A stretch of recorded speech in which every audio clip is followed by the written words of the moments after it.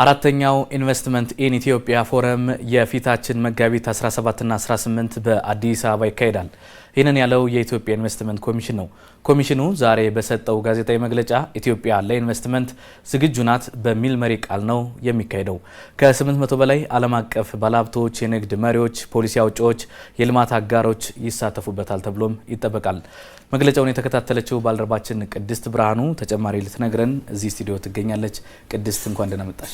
እንኳን ደህና ቆየኸኝ። ምን ይችላል? አመሰግናለሁ። ያው አራተኛው ኢንቨስትመንት ኢን ኢትዮጵያ ይካሄዳል ቀጣይ መጋቢት 17 እና 18 እንዴት ነው የሚካሄደው? እነማን ይመጣሉ የሚለውን ዝርዝር አድርገሽ ንገሪኝ። እሺ፣ እንደሚታወቀው እንግዲህ የውጭ ባለሀብቶች ወደ ኢትዮጵያ ገብተው ኢንቨስት እንዲያደርጉ ከዚህ ቀደም በሀገሪቱ የነበረውን የሕግና የፖሊሲ ማዕቀፎች የነበሩን በማሻሻል መንግስት በትኩረት እየሰራ እንደሆነ ይታወቃል። ይህንም ተከትሎ እንግዲህ የኢትዮጵያ ኢንቨስትመንት ኮሚሽን ባለሀብቶች ወደ ኢትዮጵያ መጥተው ኢንቨስት እንዲያደርጉ ባለፉት ዓመታት በትኩረት እየሰራ ነበር። በዚህም በየአመቱ የኢንቨስትመንት ፎረም ሲያዘጋጅ ቆይቷል። አሁንም እንግዲህ ቅድም አንተ እንደጠቀስከው አራተኛው የኢንቨስትመንት ፎረም የፊታችን መጋቢት 17 እና 18 በአዲስ አበባ እንደሚካሄድ መግለጫ ሰጥቷል።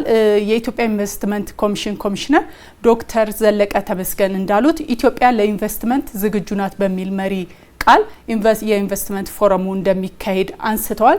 ፎረሙን የኢንቨስትመንት ኮሚሽን ከገንዘብ ሚኒስቴርና ከአጋር አካላት ጋር በመሆን እንደሚዘጋጅ ነው ኮሚሽነሩ ያነሱት። እንግዲህ እስካሁን 3 ፎረሞችን ተዘጋጅተዋል። የመጀመሪያውና ሁለተኛውን ፎረም የኢንቨስትመንት ኮሚሽን በተናጠል ነበር ያዘጋጀው።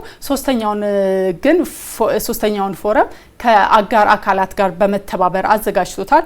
እንዲሁም አራተኛውንም ፎረም ቅድም እንደጠቀስኩት ከገንዘብ ሚኒስቴርና ከሌሎች አጋር አካላት ጋር የሚዘጋጅ ይሆናል። እንዲህ ያለው ከተቋማት ጋር በቅንጅት መስራት በዘርፉ ለውጥ ለማምጣት ትልቅ ሚና እንዳለው አንስተዋል።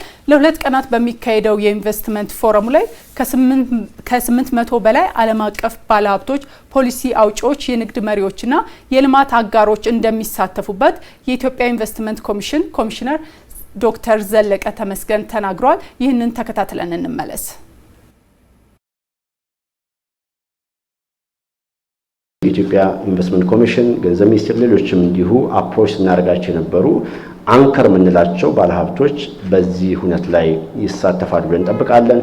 አብዛኞቹም ደግሞ ኦልሬዲ ሬጂስተር እያደረጉ ስለሆነ አሁን ባለው ዳታ ራሱ በርካታ ባለሀብቶች ለመሳተፍ በኢትዮጵያ ኢንቨስትመንት ኮሚሽን ዳታቤዝ ላይ ኦልሬዲ ይዘናቸዋል፣ ሬጂስተር እያደረጉ ነው። አንዱ ተሳትፎ የሚሆነው ታዋቂ ባለሀብቶች ወይም አንከር የምንላቸው እና አዳዲሶቹ ማለት ነው። በተለይ አዳዲሶቹ ባለሀብቶች ከውጪ ይሳተፋሉ። በዚህ ረገድ ውጭ ያሉ የኛ ኤምባሲዎችም በርካታ ስራዎችን እየሰሩ ነው።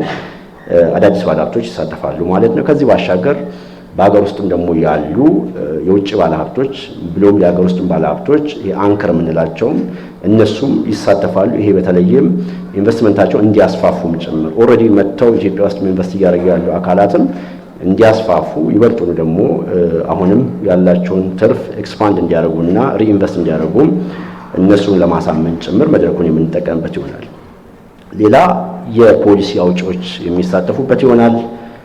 የልማት አጋሮቻችን እነሱ የሚሳተፉበት ይሆናል። በኢትዮጵያ ውስጥ መቀመጫቸውን በመዲናችን ያደረጉ ኤምባሲዎች እንዲሁ እና አምባሳደሮች ተሳትፎ የሚያደርጉበት ይሆናል። በ2017 በተደረገው በሶስተኛው የኢንቨስትመንት ፎረም ላይ ከ5 ድርጅቶች ጋር ከ1.6 ቢሊዮን ዶላር በላይ ስምምነት ተደርጎ ነበር። የተደረጉት ስምምነቶችም ወደ ስራ ገብተዋል።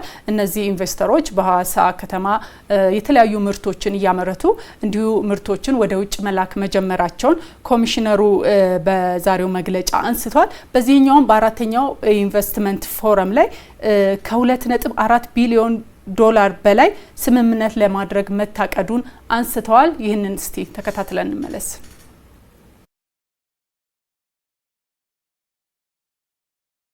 $2.4 ቢሊዮን እና ከዛ በላይ የሚሆን ስምምነት ለማድረግ ዝግጅት እናደርጋለን። አንደኛው ዓላማ የኢንቨስትመንት ዲሎችን የምናካሄድበት ይሆናል ማለት ነው።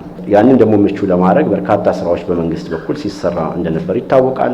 በርካታ የህግ ማሻሻያዎች ሲደረጉ ነበር። በርካታ በተለይም ደግሞ ኢንቨስትመንቱን ለማሻሻል በርካታ ስራዎች ሲሰሩ ነበርና አጠቃላይ የኢንቨስትመንት ከባቢውን አሁንም ይበልጡኑ ምቹ ለማድረግ መንግስት ቁርጠኛ መሆኑን ከዚህም ባሻገር ደግሞ የከፈትናቸው በርካታ ሴክተሮችን መኖራቸውንም እንዲሁ ለውጭ ባለሀብቶችም በደንብ የምናሳይበትና የመንግስትን ቁርጠኝነት ደግመን የምናሳይበት ሁለተኛው ዓላማችን ተደርጎ ይወሰዳል። እንደምታውቁት ኢትዮጵያ በጣም ትልቅ ሀገር ናት። በጣም እምቅ አቅም ያላት ሀገርና በርካታ ዘርፎች አካባቢ ልናነሳ የምንችለው በአምስቱም ስትራቴጂክ ሴክተሮቻችን ብሎም ኢመርጅ እያደረጉ ሴክተሮችን ስንመለከት የሀገራችን እምቅ አቅሞች በጣም በርካታ ናቸው፣ ሰፊ ናቸው። እነዛንም ጭምር ለውጭ ባለሀብቶች ኢትዮጵያ ማለት እንዲህ ያለ እምቅ አቅም ያላት ሀገር ናት።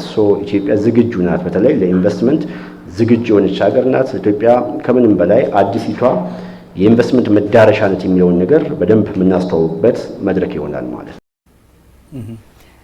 ከፈረንጆቹ 2024 ጀምሮ ኢትዮጵያ በአፍሪካ ሁለተኛዋ ቀጥተኛ የኢንቨስትመንት መዳረሻ ሆናለች። በምስራቅ አፍሪካ ደግሞ ቀዳሚውን ቦታ ይዛለች። ይሁንና ግን ኢትዮጵያ በቀጥተኛ የኢንቨስትመንት መዳረሻ በአፍሪካ ቀዳሚ ለመሆን እየሰራች ነው። ታዲያ እንዲህ ያሉ ፎረሞች የኢንቨስትመንት ፎረሞች ቀዳሚ እንድትሆን አጋዥ እንደሆኑም ተነስቷል ማለት ነው። በመግለጫው የተገኙት ሌላኛው የገንዘብ ሚኒስትር ዴኤታ ሰመሪታ ሰዋሰው እንዳሉት በመንግስት በተሰሩ የሪፎርም ስራዎችና የማክሮ ኢኮኖሚ ማሻሻያዎችን ተከትሎ በኢትዮጵያ ኢንቨስት የማድረግ ፍላጎት ሰፊ የሆነ መምጣቱን አንስተዋል። በተለያዩ ሀገራት ያሉ ባለሀብቶች ወደ ኢትዮጵያ መጥተው ኢንቨስት የማድረግ ፍላጎት እንዳላቸው ተናግረዋል ማለት ነው። በእኔ በኩል ያለው መረጃ ይህንን ይመስላል። ቅድስት ብርሃኑ ለመረጃሽ አመሰግናለሁ።